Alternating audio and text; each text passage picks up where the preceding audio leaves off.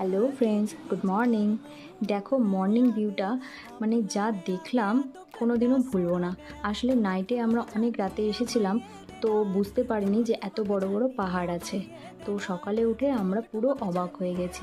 তারপর আমরা সবাই মিলে ডিসাইড করি জিরো পয়েন্টে যাব। তারপর আমাদের ডাইরেক্ট যেহেতু জিরো পয়েন্টে নিয়ে যাওয়া যায় না, আমাদের কিছুক্ষণ হোল্ড করলো একটা সুন্দর জায়গায়, তারপর নিয়ে গেল জিরো পয়েন্ট।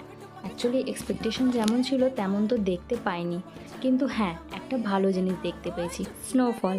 অ্যাকচুয়ালি আমাদের ড্রাইভার দাদা বলেছিল সেই সময় স্নোফল হয় না, আর তখন ফার্স্ট ডে ছিল স্নোফলের। তারপর থেকে বলেছিল রুট পুরোপুরি বন্ধ হয়ে যাবে। দেখো কি সুন্দর বৃষ্টির মতো পুরো স্নোফলগুলো হচ্ছে, আমরা প্রচণ্ড এনজয় করেছি। আর হ্যাঁ, অনেকবার পড়েছি বরফের উপর।